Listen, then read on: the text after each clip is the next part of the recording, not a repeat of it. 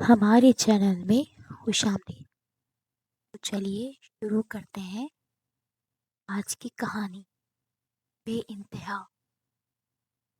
ریان کہاں رہ گیا؟ اب تک تو اسے آ جانا چاہیے تھا۔ ارے امی، ہو سکتا ہے گاڑی لیٹ ہو گئی ہو، ویسے بھی یہ پاکستان ہے، یہاں نہ ٹرین وقت پہ آتی ہے نہ پولیس۔ السلام علیکم آپا۔ وعلیکم السلام میری بہن۔ السلام علیکم خالہ جان۔ وعلیکم السلام۔ ارے عائشہ کتنی بڑی ہو گئی ہے، اور پیاری بھی۔ بچپن میں دیکھا تھا اسے، اب تو بہت پیاری ہو گئی ہے۔ تم سناؤ عائشہ، سفر کیسا رہا تمہارا؟ آتے ہوئے کوئی پریشانی تو نہیں ہوئی؟ نہیں آپا، بس ٹرین کا تو آپ کو معلوم ہی ہے، تھوڑا لیٹ ہو گئی، باقی سفر اچھا رہا۔ آتے ہوئے زیان نے زیادہ پریشان تو نہیں کیا؟ سامان اندر لاتے ہی زیان کے فوراً کان کھڑے ہو گئے۔ جی تفتیش کر لیں اچھی طرح، آپ کی بہن اور بھانجی کو میں بڑے احتیاط سے اور بحفاظت اسٹیشن سے گھر لایا ہوں۔ امی کا مطلب تھا کہ کہیں تم نے بول بول کر ان دونوں کے دماغ کی لسی تو نہیں بنا دی؟ ارے دلہن صاحبہ، آپ یہاں ہمارے بیچ آ کر ہمیں معتبر فرما رہی ہیں۔ لائبہ زیان کو گھٹتی ہوئی زور سے اس کے بازو پر مکہ مار گئی۔ آئے خدایا، رخصت ہونے سے پہلے کیا ہم گھر والوں کو زخمی کر کے جاؤ گی؟ اپنا یہ تشدد اپنے ہونے والے شوہر اور سسرال والوں کے لیے سنبھال کر رکھو، وہاں بہت کام آئے گا۔ امی دیکھ رہی ہے کیسے تنگ کر رہا ہے؟ اف خدایا، کیا کروں میں تم دونوں کا؟ حیا بیبی چھوڑو اپنی خالہ اور اس آفت کی پرکالہ کو، چلو میں تمہیں تمہارا کمرہ دکھاتا ہوں۔ تم کہاں چلے مسٹر؟ کیا کہا؟ آفت کی پرکالہ؟ آنے دو جنید بھائی کو، تمہاری ساری شکایت نہ کی تو میرا نام بھی لائبہ نہیں۔ وہاں صوفے پر بیٹھی عائشہ اور حیا ان دونوں کی نوک جھوک سے لطف اندوز ہو رہی تھی۔ ارے جاؤ جاؤ، ڈرتا نہیں میں ہٹلر سرجن سے، ویسے بھی تم یہاں کچھ دن کی مہمان ہو، اس کے بعد سکون کا ماحول ہوگا اس گھر میں۔ دروازے سے اندر آتے جنید زیان کی ساری گفتگو سن چکا تھا۔ آج جنید ہسپتال سے جلدی گھر آ گیا تھا، کیونکہ کلثوم بیگم جو کہ جنید، لائبہ اور زیان کی والدہ ہیں، اپنی چھوٹی بہن عائشہ اور بھانجی کے آنے کی وجہ سے اور شادی کی کچھ تیاریوں کے سلسلے میں گھر جلدی آنے کی سختی سے تاکید کی تھی۔ زیان، تمہیں سوائے بکواس کرنے کے علاوہ کچھ نہیں آتا؟ نہیں، وہ بھائی، وہ میں، وہ کیا، وہ میں لگا رکھا ہے۔ تم کو میں نے فرنیچر والے کے پاس جانے کو کہا تھا، تم گئے وہاں؟ ہاں بھائی، بس جا ہی رہا تھا، تو جاؤ جلدی۔ ارے بیٹا، نہ سلام نہ دعا، بس آتے ہی غصہ، یہ بھی نہیں نظر آ رہا کہ گھر میں مہمان آئے ہوئے ہیں۔ السلام علیکم خالہ۔ وہ بنا سلام کا جواب سنے سیدھا اوپر کمرے کی جانب چلتا بنا۔ جنید کی اس حرکت پر کلثوم بیگم اپنی بہن اور بھانجی کے آگے تھوڑا شرمندہ سی ہو گئی اور معذرت کرنے لگی۔ عائشہ، برا مت منانا، یہ آج کل ہسپتال میں مریضوں کی وجہ سے تھوڑا پریشان رہتا ہے، اسپتال سے تھکا ہار آیا ہے، اور شادی کی وجہ سے گھر میں اتنے کام ہوتے ہیں۔ زیان تھوڑا غیر ذمہ دار ہے، جنید نے ہی گھر کی ساری ذمہ داریاں سنبھالی ہوئی ہیں، اس لیے تھک جاتا ہے۔ تم اس کے رویے کا برا نہ منانا۔ ارے نہیں آپا، اس میں برا منانے کی کون سی بات ہے؟ جنید بیٹے پر اتنی ذمہ داریاں ہیں، تھک جاتا ہوگا بچہ۔ جنید بیٹا، گھر میں آئے ہوئے مہمانوں کے ساتھ کوئی اس طرح برتاؤ کرتا ہے؟ کیا سوچ رہی ہوگی عائشہ اور حیا تمہارے بارے میں؟ جو سوچتی ہیں سوچنے دیں، مجھے کوئی فرق نہیں پڑتا، مجھے دور رکھیں اپنے دیہاتی رشتہ داروں سے۔ آپ نے بھی ان لوگوں کو شادی سے اتنے دن پہلے بلا لیا ہے، کیا ضرورت تھی انہیں شادی سے اتنے دن پہلے آنے کی؟ بیٹا کیا ہو گیا ہے؟ وہ میری بہن ہے، اور تم میرے بہن کے بارے میں اس طرح کہہ رہے ہو، جبکہ میں تو حیا کو تمہارے لیے پسند کر چکی ہوں. کیا اب سنجیدہ ہے؟ کیا ہو گیا ہے امی آپ کو؟ کہاں میں، کہاں وہ دیہاتن اور کہاں میں؟ جاہل لوگوں میں رشتہ کریں گی؟ خدا کے واسطے امی ایسا کبھی نہ سوچیں. میں اتنا بڑا ہارٹ سرجن ہوں اور جاہل گوار دیہاتن سے شادی کروں؟ آپ نے مجھے اتنا اس لیے پڑھایا کہ میں ان جاہل کو برداشت کروں؟ ایسا کبھی نہیں ہوگا. اپنی ماں سے کہتا ہوا وہ گاڑی کی چابی اٹھا کر کمرے سے باہر نکلا. سیڑھیوں سے نیچے اترتے ہوئے صوفے پر بیٹھی حیا جو کہ لائبہ کے ساتھ مشروب پی رہی تھی، ایک حقارت بھری نظر حیا پر ڈالی، گھر سے باہر نکل گیا. اس دن کے بعد جنید نے کبھی بھی اپنی خالہ اور حیا سے بات تو کیا سلام تک کرنا پسند نہ کیا. جنید کے سرد رویے کو حیا نے بخوبی محسوس کیا. لائبہ کی شادی کی تیاریوں میں حیا نے کلثوم بیگم کی کافی مدد کی. بالآخر شادی کے دن قریب آ گئے. گھر میں مہمانوں کی آمد شروع ہو گئی. بیٹا حیا، جی خالہ. بیٹا تم ذرا جنید کے کمرے سے لائبہ کے سسرال سے آیا ہوا جوڑا اور سامان لے آؤ. جی میں وہاں سے؟ ہاں بیٹا، اصل میں لائبہ کے سسرال سے آیا ہوا تمام سامان جنید کے کمرے میں رکھوا دیا تھا کیونکہ گھر مہمانوں سے بھرا ہوا ہے تو کہیں سامان ادھر ادھر نہ ہو جائے. جنید کے کمرے میں تو کوئی جاتا بھی نہیں، اس لیے وہاں رکھوا دیا تھا. ٹھیک ہے خالہ، میں لے آتی ہوں. وہ پہلی بار جنید کے کمرے میں داخل ہوئی. اس کا وسیع و عریض کمرہ جو کہ انتہائی نفیس اور سادہ لیکن باوقار لگ رہا تھا، پورے کمرے کا جائزہ لیتی ہوئی جیسے ہی بک شیلف پر نظر پڑی، وہ بے اختیار شیلف کی طرف بڑھی اور کتابوں کا معائنہ کرنے لگی. زیادہ تر کتابیں میڈیکل سے متعلق تھیں. کتابوں کا جائزہ لینے وہ اتنی مگن تھی، اسے اندازہ بھی نہ ہوا کہ جنید کمرے میں آ چکا ہے. وہ اس کے پیچھے دونوں ہاتھ باندھے آنکھوں میں انگارے لیے غصے سے دھاڑا. تم یہاں کیا کر رہی ہو؟ تمہاری ہمت کیسے ہوئی میرے کمرے میں آنے کی، میری کتابوں کو ہاتھ لگانے کی؟ کس کی اجازت سے آئی ہو؟ حیا یکدم سہم گئی. وہ میں خالہ نے سامان لینے بھیجا تھا لائبہ کا. بکواس بند کرو. آج کے بعد میرے کمرے میں قدم مت رکھنا. آج کے بعد میرے کمرے میں قدم رکھا تو مجھ سے بڑا کوئی نہیں. تم جیسے جاہل گاؤں کے لوگوں کو تو میں اپنے آس پاس بھٹکنے بھی نہیں دیتا، اور تم میرے کمرے تک آ گئی. اب کھڑی کیوں ہو؟ دفع ہو جاؤ یہاں سے. حیا ڈھیروں آنسو لیے بنا پلک جھپکائے جنید کی صد موہری پر حیران اسے دیکھتی رہی، جو اسے بغیر کسی قصور کے غصہ کر رہا تھا. اس کے الفاظ سے وہ بالکل ساکت ہو گیا تھا. ہو گئی تھی. تمہیں سنائی نہیں دے رہا؟ جنید نے اس کی کلائی زور سے دبائی اور کھینچتا ہوا دروازے سے باہر نکلا. اتنی زور سے باہر نکالا اتنی زور سے کہ وہ دروازے سے باہر سامنے رکھی میز سے ٹکرا گئی. اس کا سر میز سے لگا جس سے ماتھے پر چوٹ لگی اور وہاں سے ہلکا سا خون نکلا. پیچھے سے جنید دروازہ زور سے بند کرتا ہوا واپس اپنے کمرے میں چلا گیا. جنید کی یہ حرکت کمرے سے باہر آتی لائبہ دیکھ چکی تھی. فوراً بھاگتی ہوئی حیا کے پاس پہنچی. حیا تم ٹھیک ہو؟ تمہارے سر سے خون آ رہا ہے. چلو اٹھو کمرے میں چلو. سر پر چوٹ لگنے کی وجہ سے حیا کو چکر آ رہے تھے. لائبہ حیا کو کمرے میں لے گئی اور اس کی چوٹ پر پٹی کرنے لگی. حیا میری بہن کیا ہوا؟ جنید بھائی تمہارے ساتھ ایسے ہی ریئیکٹ کیوں کر رہے تھے؟ بتاؤ مجھے. لائبہ نے بڑے پیار سے حیا سے پوچھا تو حیا نے ساری بات لائبہ کو بتا دی کہ جنید کے کمرے میں جانے سے لے کر باہر دھکا دینے تک سب کچھ، کہ کس طرح سے اور کس کے کہنے پر وہ جنید کے کمرے میں گئی تھی. اور پھر جنید کی کہی ہوئی باتیں اور اس کا سخت رویہ سب کچھ بتا دیا۔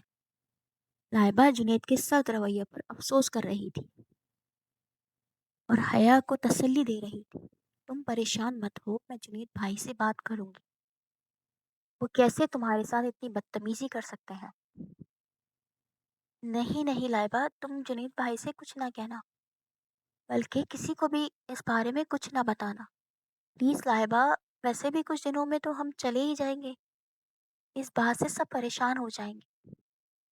جنید بھائی ہمارے آنے سے شاید تھوڑا ڈسٹرب ہو گئے ہیں، پلیز تم اس کا ذکر کسی سے مت کرنا۔ میں کسی کو کچھ نہیں بولوں گی۔ اگر جنید بھائی نے دوبارہ تمہارے ساتھ کوئی زیادتی کی تو میں چپ نہیں رہوں گی۔ لائبہ پلیز، شادی کا گھر ہے، گھر کا ماحول خراب ہو جائے گا۔ جنید ہسپتال سے آتے، امی پلیز میرے کمرے میں ایک کپ چائے بھجوا دے، سر میں بہت درد ہے۔ اچھا ٹھیک ہے، ابھی بھجوا دیتی ہوں۔ آیا بیٹا پلیز تم سب کے لیے چائے بنا دو۔ سرینا کو میں نے پڑوس میں بھیجا ہے کام سے۔ جی خالہ، میں بنا دیتی ہوں۔ وہ سب کے لیے چائے بنا کر ٹرے میں سجا کر باہر لاؤنج میں آ گئی، جہاں سب بیٹھے تھے۔ سب کو چائے سرو کرتی چائے پینے کی نیت سے صوفے پر جا بیٹھی۔ ارے بیٹا، ایک کپ چائے جنید کے کمرے میں دے آؤ۔ خالہ کی بات سنتے ہی اس کے گلے میں گلٹی ابھری اور وہ سوچنے لگی کہ وہ خالہ کو وہاں اس جلاد کے کمرے میں جانے سے کیسے منع کرے۔ اتنے میں اس کی ماں نے ہی اسے زور دیا کہ جا کر جنید کے کمرے میں چائے دے آئے۔ اب حیا بحالت مجبوری چائے کا کپ لے کر جنید کے کمرے کی طرف اپنی بھاری قدموں سے بڑھی، دل میں ایک دھڑکتے خوف کے ساتھ دروازے تک پہنچی۔ دروازے پر دستک دی۔ اندر آ جاؤ۔ اس کی بھاری روبدار آواز پر حیا کا دل کانپنے لگا۔ حیا میں ہمت نہ ہوئی اندر جانے کی۔ دوبارہ دروازے پر دستک دی۔ تھوڑی دیر بعد جنید دروازہ کھولتا حیا کو چائے کا کپ ہاتھ میں لیے دروازے پر کھڑا دیکھ کر چہرے پر غصے کے اثرات نمایاں ہو گئے۔ تم کیوں آئی ہو؟ وہ خالہ، میں وہ کیا لگا رکھا ہے؟ ہکلاتی ہو کیا؟ جواب دو، کیوں آئی ہو؟ تم کو جب منع کر دیا تھا کہ میرے کمرے کے آس پاس مت نظر آنا تو کیوں آئی ہو؟ وہ چائے خالہ نے… ابھی حیا اپنی بات مکمل ہی نہ کر پائی تھی کہ جنید تیزی سے آنکھوں میں انگارے لیے اس کی طرف بڑھا۔ حیا اسے اپنی طرف آتے دیکھ کر تیزی سے پیچھے ہٹی تو اچانک گرم چائے اس کے ہاتھ پر گر گئی، جس سے اس کا ہاتھ جل گیا۔ وہ ہاتھ میں ہونے والے شدید جلن سے ایک دم کراہ کر رہ گئی۔ جنید اسے چائے گرتا دیکھ کر یکدم اس کی طرف لپکا اور جلن سے سرخ پڑتا ہوا اس کا ہاتھ اپنے ہاتھوں میں پکڑا کر دیکھنے لگا۔ حیا نے ایک دم اپنا ہاتھ اس کے ہاتھوں سے کھینچ لیا اور بھاگتی ہوئی لائبہ کے کمرے میں چلی گئی۔ جنید کو حیا کی یہ حرکت کافی ناگوار گزری۔ اپنے کمرے میں جا کر آئنٹمنٹ نکالتا ہوا لائبہ کے کمرے کی طرف بڑھا، جہاں لائبہ حیا کا جلا ہوا ہاتھ دیکھ کر کافی پریشان ہو گئی تھی۔ جنید کمرے میں داخل ہوتے ہی حیا کی طرف بڑھا۔ تکلیف کے مارے بغیر آواز کے آنسو بہانے والی حیا بلک بلک کر رو رہی تھی۔ جنید کا دل اسے اپنی وجہ سے درد اور تکلیف میں مبتلا دیکھ کر ملامت کر رہا تھا۔ لاؤ اپنا ہاتھ دکھاؤ، میں آئنٹمنٹ لگا دیتا ہوں، اس سے تمہیں آرام آ جائے گا۔ حیا کے قریب بیٹھتے ہوئے اس کا ہاتھ اپنے ہاتھ میں لے کر اس پر دوا لگانے لگا۔ حیا خاموش نظروں سے اسے دیکھ رہی تھی اور سوچ رہی تھی، اس سامنے بیٹھا شخص کس مزاج کا ہے؟ پہلے بغیر کسی جرم کے سزا دیتا ہے، پھر اسی پر خود ہی مرہم لگاتا ہے۔ لائبہ بھی پاس کھڑی کبھی حیا کے چہرے پر چھپے خاموش درد کو محسوس کرتی اور کبھی اپنے مغرور بھائی کو مرہم لگاتا ہوا دیکھتی۔ اپنے ہاتھ کو آرام دینا، اور خیال رکھنا کہ اس پر پانی نہ پڑے ورنہ چھالے پڑ جائیں گے، اور دن میں 4 دفعہ یہ دوا لگانا، 2 دن میں ٹھیک ہو جائے گا۔ وہ ساتھ ہی نرمی سے ہدایت دیتا ہوا اپنے کمرے کی طرف چلا گیا، اپنی چابی اٹھائی اور ہسپتال کے لیے نکل گیا۔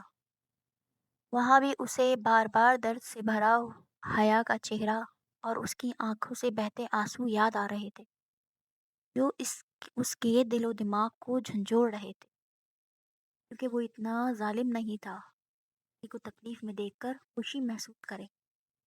اس کا دل اسے باور کرا چکا تھا کہ حیا حسین و جمال کا ایک مکمل پیکر ہے۔ اس کے تھیکے نقش و نگار، اس کی دودیا جیسی سرخ سفید رنگت، نشیلی جھیل جیسی آنکھیں، سنہری آنکھیں، ان پر گھنی پلکیں جو اس کی آنکھوں کو انتہا درجے کی خوبصورتی بخش رہی۔ حیا اپنی نظر میں ہی جنید حیا پہلی نظر میں ہی جنید کے دل میں اتر گئی تھی۔ جنید کو پہلی نظر میں ہی حیا کی خوبصورتی نے اس کے دل میں ایک بیپ سی بجا دی تھی، مگر جنید کو اپنے معیار کے لوگوں میں اٹھنا بیٹھنا پسند تھا۔ وہ اپنے ہی معیار کے لوگوں میں رہنا پسند کرتا تھا۔ تو وہ حیا جیسی لڑکی جو گاؤں میں پیدا ہوئی اور جس کا پورا خاندان گاؤں میں ہی رہتا تھا، کیسے پسند کر سکتا تھا؟ جبکہ حیا ایک بہت بڑے زمیندار خاندان کی لاڈلی بیٹی تھی۔ حیا کے والد 10 سال پہلے دنیا سے رخصت ہو گئے تھے، مگر خاندان کے لوگوں نے حیا کو سینے سے لگا کر رکھا۔ اس کی ہر خواہش پوری کی جاتی۔ وہ اپنے خاندان میں سب کی لاڈلی تھی، یہاں تک کہ اس کے خاندان کی تمام عورتیں، چھوٹے بڑے تمام کزنز بھی اس پر جان نچھاور کرتے تھے۔ حیا اور اس کی ماں کو خاندان والوں نے کبھی کسی چیز کی کمی محسوس نہیں ہونے دی۔ حیا کا خاندان بہت زیادہ امیر اور پڑھا لکھا تھا۔ اس کے خاندان کے کچھ کزنز ایجوکیشن حاصل کرنے کے لیے باہر گئے ہوئے تھے۔ حیا پڑھائی میں اپنے سب کزنز کی طرح بہت اچھی تھی، نے اسکالرشپ حاصل کی تھی۔ اس کے سب تایا اور چاچا اسے ملک سے باہر اپنے کزنز کے پاس پڑھنے کے لیے بھیجنا چاہتے تھے، مگر حیا یہیں اپنے ملک میں تعلیم حاصل کرنا چاہتی تھی۔ اس لیے اس نے اسلام آباد کی سب سے بڑی یونیورسٹی میں ایڈمیشن لے لیا تھا۔ حیا ICS کی پڑھائی کے لیے اسلام آباد شفٹ ہو گئی تھی، اور ساتھ اس کے ایک چچا اور چچی ایک خوبصورت چھوٹے سے بنگلے میں شفٹ ہو گئے، تاکہ حیا کو ہاسٹل میں شفٹ نہ ہونا پڑے اور اسے گھر جیسا سکون اور آرام دیا جا سکے۔ مگر جنید اس بات سے انجان تھا کہ حیا ICS کی اسٹوڈنٹ ہے، اس لیے اسے کمتر اور غیر مہذب سمجھ رکھا تھا۔ حیا کی خوبصورتی کو وہ نظر انداز کر رہا تھا، مگر حیا کے بارے میں کلثوم بیگم اور لائبہ سب کچھ جانتے تھے۔ کئی بار کلثوم بیگم نے حیا کے بارے میں اس کی غلط فہمی دور کرنے کی کوشش کی، مگر جنید ان کی پوری بات سنے بغیر وہاں سے انجان بن کر چلا جاتا۔ لائبہ کے مہندی والے دن حیا چوڑی دار پاجامہ، انارکلی فراک اور بالوں میں پرندہ ڈالے انتہائی خوبصورت لگ رہی تھی۔ اس کا ٹریڈیشنل لک اسے مزید حسین بنا رہا تھا۔ جو بھی اسے دیکھتا تعریف کیے بغیر نہ رہتا، مگر اتنے خوبصورت لک میں بھی جنید کو وہ دیہاتن ہی لگ رہی تھی۔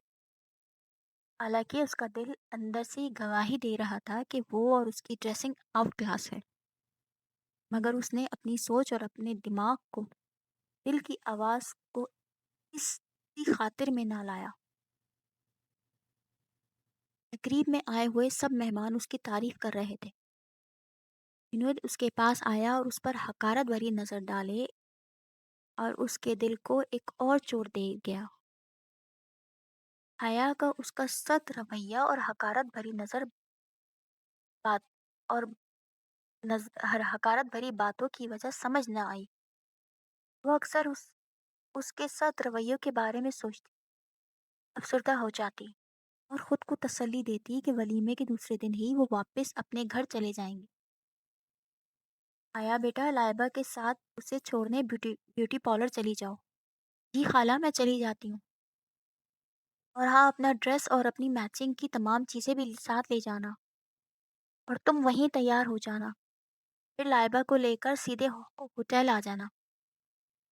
پر خالہ، میں یہیں گھر پر تیار ہو جاؤں گی۔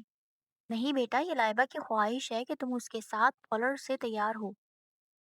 پر خالہ، میں اتنا میک اپ نہیں کرتی، تو ہلکا سا کر لینا اور اسی کے ساتھ رہنا اور اس کے ساتھ ہی آنا۔ ٹھیک ہے میرا بچہ؟ مگر خالہ، اگر مگر کچھ نہیں، اگر تم پارلر سے تیار نہ ہوئی تو میں تم سے ناراض ہو جاؤں گی۔ پیچھے سے آتی لائبہ نے حیا کے کندھے پر ہاتھ رکھتے ہوئے روٹھے انداز میں کہا، جنید بیٹا، تم ذرا پارلر سے میری بچی کو لے کر ہوٹل آ جانا۔ ٹھیک ہے، ویسے بھی میں ہوٹل جا رہا تھا، لائبہ کو لیتا ہوا چلا جاؤں گا۔ پارلر کے باہر جنید لائبہ کا انتظار کر رہا تھا۔ پارلر سے باہر آتی حیا کو دیکھ کر وہ برف کی طرح ساکت ہو گیا۔ پنک کلر کی میکسی پہنے، کمر کے پیچھے اس کے کالے گھنے سلکی بال، اور اس اوپر سے پارلر کا شدید خوبصورت میک اپ، جس سے اس کی خوبصورتی کو چار چاند لگا دیے۔ اس کا بے مثال حسن جنید کی آنکھوں اور جسم کو جیسے مفلوج کر گیا۔ حیا نے جب جنید کو دیکھا تو دھڑکتے دل کے ساتھ گاڑی کے قریب آئی، دھیمے لہجے سے پوچھا، خالہ نہیں آئی؟ اس کی آواز پر وہ ہوش کی دنیا میں واپس آیا۔ نہیں، انہوں نے مجھے بھیجا ہے لائبہ کو لینے۔ لائبہ تو زیان کے ساتھ تھوڑی دیر پہلے ہی چلی گئی، تم کیوں نہیں گئی اس کے ساتھ؟ خالہ نے مجھے یہاں رکنے کو کہا کہ وہ مجھے یہاں سے اپنے ساتھ لے جائیں گی، ان کو بازار سے کچھ کام تھا، اس لیے انہوں نے مجھے یہاں رکنے کو کہا۔ جنید اور حیا اس بات سے انجان تھے کہ کلثوم بیگم اور لائبہ جان بوجھ کر انہیں وقت گزارنے کا موقع دے رہی تاکہ ان کے درمیان انڈرسٹینڈنگ ہو، کیونکہ کلثوم بیگم اور لائبہ دل و جان سے چاہتی تھی کہ حیا جنید کی شریک حیات بنے۔ اس سلسلے میں وہ عائشہ اور حیا کے خاندان والوں سے بات کر چکی تھی۔ گاڑی میں بیٹھو، ہمیں جلدی جانا ہے۔ وہ گاڑی کا پچھلا دروازہ کھول کر پیچھے کی سیٹ پر بیٹھنے لگی۔ ڈرائیور نہیں ہوں تمہارا، آگے بیٹھو۔ اس بار اس کے لہجے میں غصہ نہیں تھا۔ وہ ڈرتی ڈرتی آگے بیٹھ گئی۔ سارے راستے دونوں کے درمیان مکمل خاموشی کا راز رہا، البتہ جنید کی نظریں بے اختیار حیا کو دیکھنے کے لیے اس طرف اٹھتی رہیں۔ جنید کی نظروں کی تپش کو اپنے اوپر محسوس کرتی سہم رہی تھی۔ نہ جانے کیوں حیا جنید سے اتنا ڈرنے لگی تھی، حالانکہ وہ ایک پراعتماد لڑکی تھی، بولنے والی، ہنسنے والی، مگر جنید کے سامنے آتے ہی وہ اندر تک کانپ جاتی۔ ہوٹل پہنچتے ہی دروازہ کھولتے وہ تیزی سے اندر بھاگی، کی تیز رفتاری سے اندر جاتے ہوئے جنید اسے دیکھ رہا تھا۔ شادی کی پوری تقریب میں نہ جانے کیوں جنید کی نظریں حیا کے آس پاس ہی رہتی، یا پھر وہ اس کے قریب ہی رہتا تھا۔ وہ خود اپنی کیفیت کو سمجھ نہیں پا رہا تھا، وہ کیوں حیا کی طرف کھینچا چلا جا رہا ہے۔ ہوٹل میں آئے ہوئے دلہے کی پھپھو کی فیملی، جو کہ شادی میں شرکت کے لیے UK سے پاکستان آئی تھی، حیا کو پسند کر گئیں، اور وہیں حیا کی ماں سے اپنی پسندیدگی کا اظہار کر دیا۔ رخصتی کے بعد سب گھر والوں کے ساتھ گھر کی طرف روانہ ہو گئے۔ شکر ہے اللہ کا، سب کام اچھے سے ہو گیا، کسی چیز کی کوئی کمی نہیں رہی۔ آپا، مجھے آپ سے ایک بات کرنی ہے۔ ہاں بولو عائشہ۔ تو دراصل آپ نے دیکھا تھا وہ جو دلہے کی پھپھو UK سے آئی ہیں؟ ہاں ہاں، وہ اور ان کی پوری فیملی آئی ہے، سنا ہے بہت پڑھے لکھے ہیں، اور UK میں ان کا بہت بڑا بزنس ہے۔ جی جی وہی، دراصل ان کو اپنے بیٹے کے لیے حیا پسند آ گئی ہے، اور وہ اسے اپنی بہو بنانا چاہتی ہیں۔ سامنے صوفے پر بیٹھا جنید، جو اپنے موبائل میں کسی کو کال کر رہا تھا، اچانک ساکت ہو گیا۔ اسے لگا جیسے کسی نے اس کا دل دبوچ لیا ہو۔ وہ یکدم گھبرا گیا اور انتہائی سخت لہجے میں بولا، امی، میرے سر میں درد ہو رہا ہے، مجھے چائے پینی ہے، آپ میرے کمرے میں چائے بھجوا دیں۔ انتہائی سخت لہجے میں کہتا ہوا اوپر اپنے کمرے کی جانب چل پڑا۔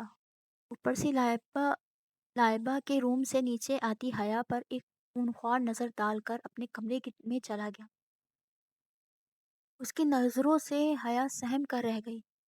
حیا بیٹا سب کے لیے چائے بنا دو، اور ہاں جنید کی چائے اس کے کمرے میں لے آنا۔ حالانکہ آخری بات پر وہ خوف میں مبتلا ہو گئی، کیونکہ اس کے کمرے میں جانے سے اس بار وہ کیا تکلیف دے۔ سب کو چائے دے آخر میں دل میں خوف کا سمندر لیے اس کے دروازے پہ دستک دی۔ پہلی دستک پہ ہی دروازہ کھول دیا۔ حیا کو اندر آنے کا اشارہ کیا اور خود اندر صوفے پر بیٹھ گیا۔ حیا سہمی ہوئی چائے کی ٹرے لیے کے سامنے میز پر رکھتی ہی جیسی ہی پلٹی، رکو! جنید کی آواز پر اس کے قدم برف کی طرح ٹھنڈے ہو گئے۔ جی، سنا ہے تمہارے لیے گرین کارڈ ہولڈر کا رشتہ آیا ہے۔ جی، مجھے نہیں معلوم اس بارے میں۔ مجھے تو حیرت ہے کہ تم جیسی ان پڑھ دیہاتن کے لیے ایسا رشتہ آیا ہے۔ حیرت ہے؟ کیا چکر چلایا ہے تم نے؟ حیا کی آنکھوں میں آنسو کا سمندر منڈا۔ اس نے نظریں نیچے کر لی، کیونکہ وہ اپنے اندر کی کیفیت اس سنگدل شخص کے ظاہر نہیں کرنا چاہتی تھی۔ بولو بھی، کیسے کیا تم نے؟ کیسے پھنسایا؟ مجھ پر تو تمہارا زور نہیں چلا۔ میں تو نہیں آیا تمہارے جال میں، وہ بیچارہ یو کے پلٹ کیسے پھنس گیا؟ خیر چلو، اچھا ہے، کچھ اسٹیٹس بن جائے گا تمہارا۔ پڑھ لکھ نہ سکی تو کیا ہوا، پڑھے لکھے شوہر کی بیوی تو کہلاؤ گی۔ اس نے اپنی بھیگی آنکھوں سے اس پر ایک نظر ڈالی، بغیر کچھ کہے کمرے سے نکل گئی۔ اس کی آنسو بھرے آنکھیں جنید کے دل میں ایک خنجر گھونپ گئیں، جس سے وہ بے چین ہو گیا۔ شادی کی تھکن کی وجہ سے گھر میں سب لوگ سو چکے تھے، مگر دو لوگوں کی آنکھوں سے نیند کوسوں دور تھی۔ ایک کی آنکھوں میں ساری رات آنسو بہتے رہے اور دوسرے کی آنکھوں میں نیند اس کے دل کے بے چینی کی وجہ سے کوسوں دور تھی۔ صبح اٹھ کر جنید سیدھا بغیر ناشتہ کے ہسپتال چلا گیا۔ شام کو جب وہ ہسپتال سے واپس آیا تو اسے معلوم ہوا شام کی گاڑی سے حیا اور خالہ گاؤں جا چکے ہیں۔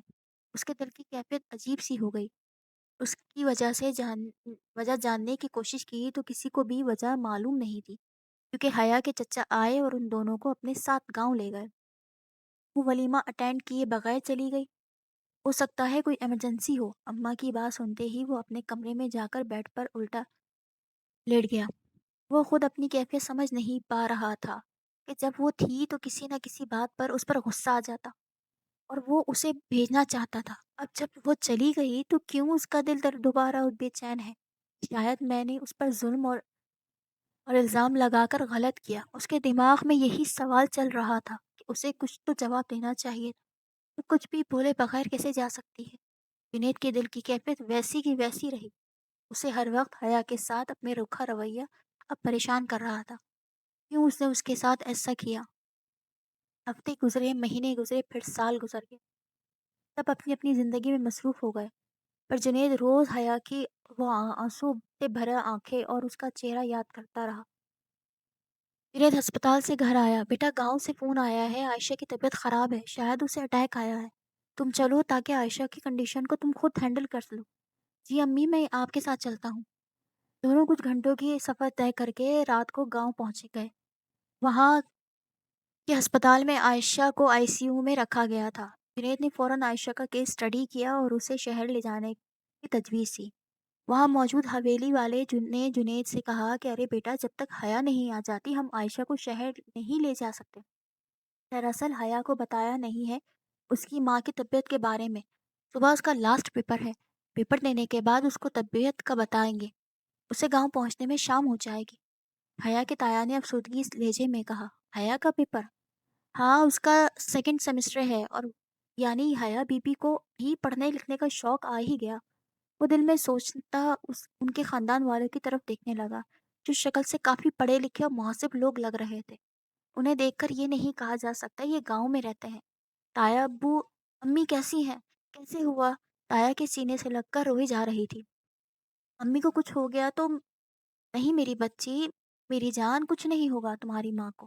دیکھو شہر سے تمہارے خالہ اور ان کا بیٹا آیا ہے، دیکھو وہ بھی تو ڈاکٹر ہے، ٹھیک ہو جائیں گی تمہاری ماں۔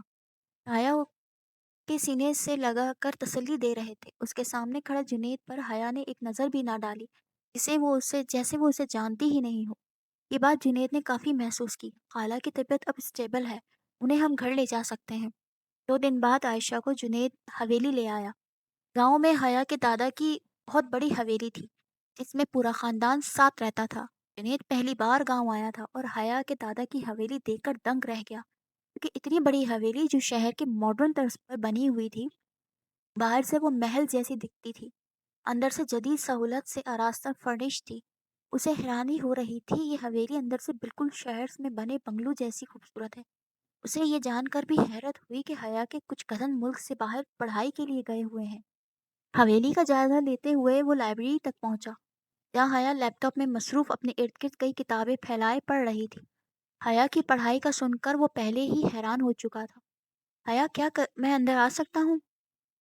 हया ने सर उठाकर लाइब्रेरी के दरवाजे पर खड़े जुनैद को देखा। जी आइए। उसको अंदर आने की इजाज़त देकर वो दोबारा किताबों में मसरूफ़ हो गई। क्या पढ़ रही हो? इस बार उसने बगैर नजरें उठाए सर झुकाए कहा। मैं कहाँ कुछ पढ़ सकती हूँ, बस ऐसे ही किताबों को खोल कर देख रही थी। हया की बात पर उसे हया के साथ की गई किताबों वाली बदतमीजी याद आ गई। आपको कोई काम था? नहीं, वो मैं बस हवेली देख रहा था तो पता चला यहाँ लाइब्रेरी है तो आ गया। जुनैद ने हया की किताबों में से एक किताब उठाई तो जैसे उसे 200 वोल्ट का झटका लगा। ये तो आईसीएस की किताब है। मतलब तुम आईसीएस की स्टूडेंट हो? इस बार हया ने ना कोई जवाब दिया, ना ही उस पर नजर डाली, बस अपनी किताबों और लैपटॉप में मसरूफ रही, जैसे वो वहां मौजूद ही ना हो। हया, तुम मुझे बताओ, तुम आईसीएस की तैयारी कर रही हो? दोबारा पूछने पर हया ने अपनी किताबों और लैपटॉप उठाया और जुनैद की नज़रअंदाज करते खामोशी से बाहर निकल गई। पीछे खड़ा जुनैद उसे जाता देखकर वहीं साकित रह गया। उसे अपने कहे हर बात, हर ताना, हर इल्ज़ाम और वो नज़र जो वो हया को हकारत से देखा करता था, सब याद आ रहा था। उसे याद आया कि उसने हया को कितनी तकलीफ़ दी है। उसे एहसास हुआ कि उसने जो ज़ुल्म किए, जो अल्फाज कहे, वो सब गलत थे। वो ज़मीन पर बैठ गया, सोच भी नहीं सकता था कि हया उससे कहीं ज़्यादा पढ़ी लिखी है। उसे अपने किए गए हर बात पर अफ़सोस हो रहा था, लेकिन अब वो क्या करे? इस तरह हया से माफ़ी माँगे, वो नहीं जानता था। हया, क्या हम बात कर सकते हैं? जी कहिए, मैं सुन रही हूँ। सुबह का तुलू होता सूरज और जुनैद की मौजूदगी को महसूस करती हया ने इजाज़त दे दी। हया, मैं तुमसे माफ़ी माँगना चाहता हूँ। माफ़ी? किस चीज़ की माफ़ी?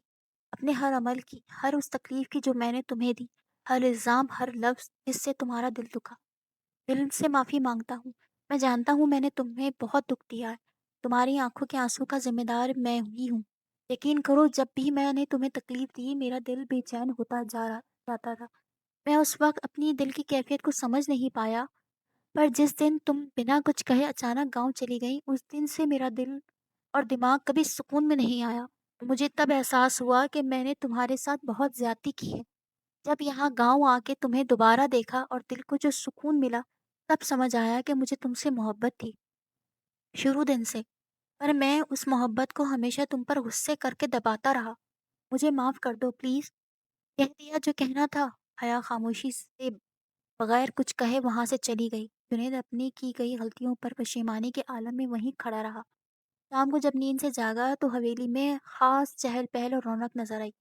मुलाजिम से दरियाफ्त किया तो मालूम हुआ हया बीबी के बड़े ताया के बेटे आ रहे हैं, जो मुल्क से बाहर तालीम हासिल करने गए थे। ये सुनकर जुनैद के दिल में खतरे की एक लहर दौड़ गई। दिल के कोने रात के खाने पर हवेली के सब अफराद मौजूद थे। आयशा की तबीयत अब काफ़ी बेहतर हो चुकी है, जबकि जुनैद और कुलसुम भी अहले खाना के साथ शरीक थे। जुनैद की नज़रें मुसलसल हया का तवाफ कर रही थी, जो अपने बैरून मुल्क से आए कज़न दानिश के साथ बातों में मसरूफ़ थी। खाने के बाद जब सब फारिग हो चुके थे, तो हया के ताया ने महफिल को मुतवज्जा करते हुए कहा, मैं आप सबकी तवज्जो चाहता हूँ। जैसा कि आप सब जानते हैं, आयशा की तबीयत अभी भी मुकम्मल तौर पर बेहतर नहीं हुई, लेकिन इसके इसरार पर हमने एक अहम फैसला किया है। हमने हया के निकाह का फैसला कर लिया है, और चूंकि दानिश भी यहाँ मौजूद है, लिहाजा हमने इन दोनों की रस्म परसों मुनक्कद करने का इरादा किया है। ये सुनते ही वहाँ मौजूद तमाम अफराद खुशी से निहाल हो गए। सब एक दूसरे को मुबारकबाद देने लगे और मंगनी की तकरीब की तैयारियों और इंतजामात पर बातचीत होने लगी। अगर एक मगर एक कोने में मौजूद जुनैद के दिल की कई टुकड़े हो गए। वो वहां से खामोशी से उठा और अपने कमरे में जाकर बंद हो गया। उसे लगा उसका दिल हया ने कुचल दिया। हया किसी और की हो जाएगी। उसके बारे में सोचते सोचते उसका दिल डूबे जा रहा था। न जाने कब सुबह हुई, उसे पता भी ना चला। सुबह वो नाश्ते के लिए बाहर ना निकला तो कुलसुम बेगम उसके कमरे में जा पहुंची। अरे बेटा, तुम्हारी तबीयत तो ठीक है, तुम नाश्ते पर भी नहीं आए। सब लोग पूछ रहे थे, चलो अब खाने पे सब बुला रहे हैं। फिर उसके बाद तुमने दानिश के साथ शॉपिंग पे भी जाना है। मुझे कहीं नहीं जाना। अरे बेटा, बुरी बात है। आयशा की ख्वाहिश है कि तुम दानिश के साथ शॉपिंग पे जाओ और अपना और उसका अच्छा सा ड्रेस लो। आयशा ने बड़ी मान से तुम पैगाम मेरे ज़रिए तुम तक पहुँचाया है। प्लीज़ बेटा, आयशा की खुशी की खातिर चले जाओ। ठीक है अम्मी, मैं चला जाऊँगा। शॉपिंग के दौरान दानिश जुनैद से काफ़ी फ्रैंक होने की कोशिश करता रहा, पर जुनैद बस रिजर्व रहा। दानिश ने जुनैद को अपनी पसंद का जोड़ा दिलाया। सारी रात परेशानी के आलम में करवटें बदलते गुजरी। अगले दिन कमरे में बाहर निकला तो दानिश के साथ हया को पॉलर जाता देख दिल में चुराग घुप गया।